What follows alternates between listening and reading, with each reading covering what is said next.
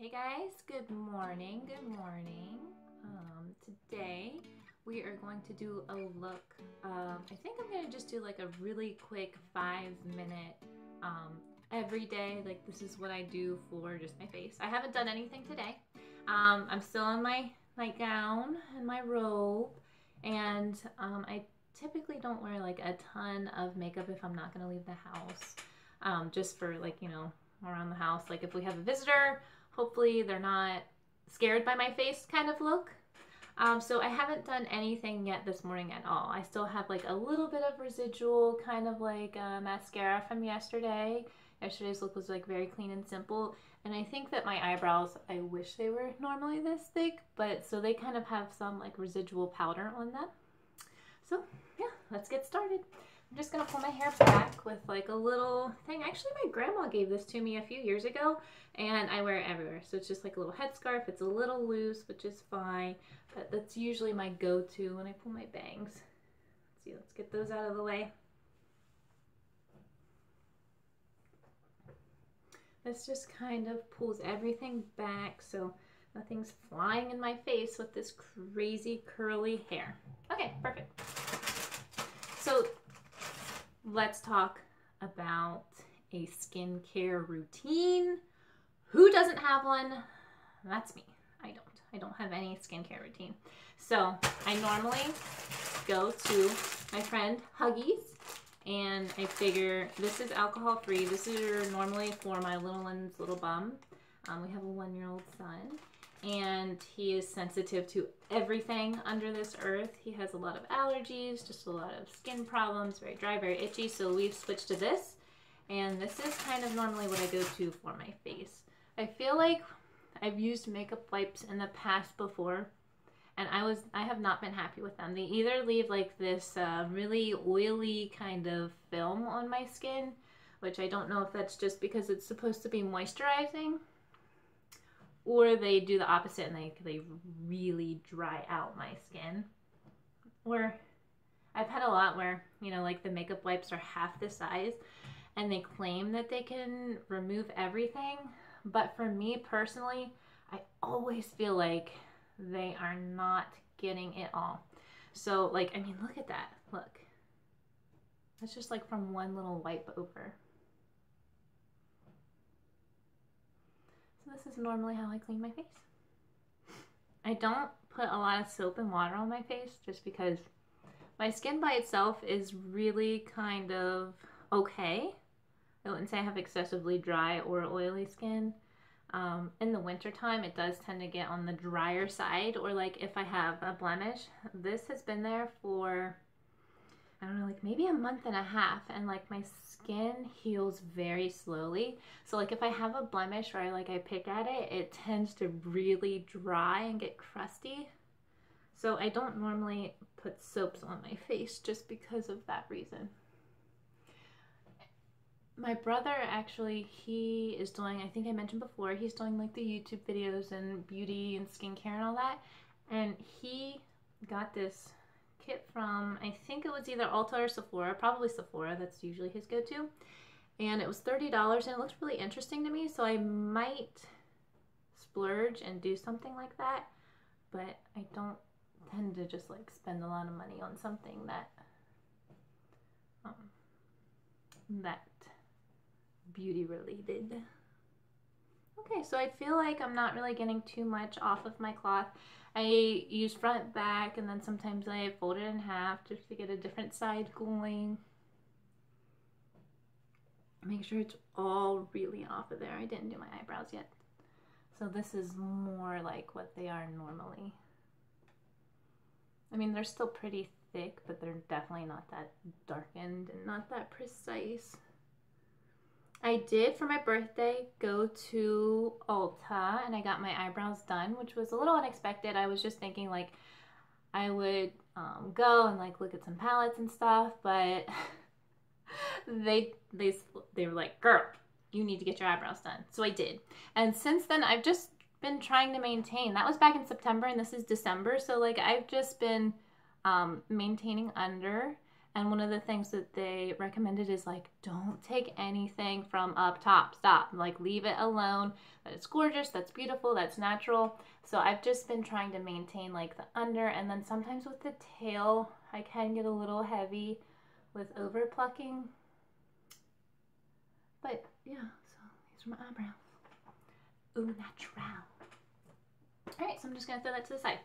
So as far as my beauty collection, this is it. Like, everything that I usually use, actually, except for this Smashbox palette, which doesn't really fit in here. So like, these are my two things, and we'll kind of like dig into this. So the very first thing is foundation. I recently actually just used up all of my primer, and I haven't gone back to get any more. So that's a video in the works. It's kind of like, I'm going through my stockpile right now and figuring out what I need, which is a lot, apparently, a lot. I do have a setting spray. Got this for my birthday. This is Urban Decay All Nighter. They said that whenever I went in, I went to them, I was like, listen, I need something that's full coverage, that will last all day, something that, you know, I don't want to wear it for like the first 6 hours and notice like in around here, there's like a little bit of discoloration. So I have some redness in here, you know, some under eye stuff going on, and then over here, it's just kind of like a little splotchy. And then darkness along the cheekbones. So I said, like, I don't want to notice in the mirror that I'm going to have to, like, go back in and touch up. And so what they recommended are these two things. This is the full coverage that I'm using and absolutely love. This is, like, my first big girl product from non-drugstore brands. And then they were telling me about the setting spray, which I don't use if I'm just going around the house. But, you know, if I have, like, a Christmas party coming up, which today is Thursday, so we have one tomorrow, I'll probably use this. Let's see what else. I have some white strips because who doesn't love pearly white? Yay! Again, I kind of like buy a pack every once in a while, and then like if I have an event coming up, I'll throw those on my teeth. Have some nondescript eyeliner. I think that I got this from the dollar store. And it's pretty thin, and it's black, so you probably can't, oh, there we go. You can see it kind of, if I hold it. Oh yeah, look at that. So it's supposed to be a precise tip. I go and get these every once in a while, and like sometimes they do have the tendency for the tip to kind of like fray at the end. So that gets really yucky, and then at that point I just replace it. This I also got from Ulta. I am not loving this as a concealer. I think that it's like really thick, which I think is the point of a concealer, is to conceal. But with this specific one, it's very sticky, very tacky. It does not dry well for my skin, and it's way too dark. Like, I will show you just kind of what it looks like at any point in my face. It's very, I don't know if like I mean, I have a yellow undertone, but like you can kind of see like that is really dark, super dark and super sticky. It doesn't move around a lot. So I'm not a fan of this. I only go to it like to cover up little blemishes, and at that point it's just like I get the teeniest amount that I possibly can, and then go back over it with the foundation I just showed you, like sometimes several times. And I try to let it dry as long as possible, but with having 2 boys, 3 boys, it's just, you know, I don't spend a lot of time in the bathroom on my beauty care. This is my blush that I'm using currently. I really like it. It's a little bit darker, and it has more of like a peachy undertone. Pinks look really good on my skin. Also from the dollar store. A little brush just to kind of like go over my cheeks with, oops, I forgot that was on my face, with a blush powder, so that way it kind of spreads out all over. I am expecting a brush set this week, and I'm so excited. Thank you, RJ. RJ's my brother. He sent it to me, or is sending it to me, so I'm really excited to crack into that, to experiment, and just kind of mess around and see what we can do with our lives. Oh, here's the primer I was talking about. So like, it is down to the bare minimum. I do like it. I think that it's very silky. It does a good job of like smoothing over my pores. Like, don't know if it'll pick up, if the camera will pick up, but my skin's really bumpy. I have some blemishes that are above the skin, and then I have some pores, especially like in around my nose, or like on this part of my nose, that some pores are really sunken in, so it's like, whoo, whoo. This does a good job of kind of like filling in the pores and just like putting down a really good base for the foundation. So this is probably what I'm going to get. I might go and see if there are other options, because this is the first one that I've tried. Obviously it's the sample size, so they just like threw it in the bag and was like, here you go, girl. It was appreciated. So brushes, let's talk about brushes. So I have the one that I just showed you, got it from the dollar store, and I only have 2 other brushes, period, ever. Like, these are they. So this one is a dual tip brush. It came with the Smashbox palette. So really, I didn't even buy it. I mean, it was just included. So it has the angle there. I really like it. I typically go into like my eyelash line with this. And this is the perfect thing for me for my eyebrows, because I like to have like that really squared up look right there at the tip. So this is what I use for that. This is the other end. It's for shadow. And yeah, so it's, I mean, it's pretty basic. It does a really good job of picking up the different colors and kind of smoothing over. I use it for shadows, use it for blending up in here, and I just try to make it work it. This is the other brush that I have. It's very fluffy. This one I typically only use like in the eyebrow up here, or like in the eye socket crease right there, the corners of my eyes. And it's nice. It usually picks up a lot of product, so it's just like, oh, there's product dust flying everywhere, but that's usually my go-to for that. Okay, now the rest is just kind of miscellaneous. I have really dry lips, and this is a chapstick that my aunt gave me. She used to be a part of Dream Mountain Ranch. She was running it for the owners. And I have no idea what this stuff is made of, but it's like a miracle worker. And the first ingredient is mineral oil. It is amazing. I'm gonna think that was my 1-year-old. Okay.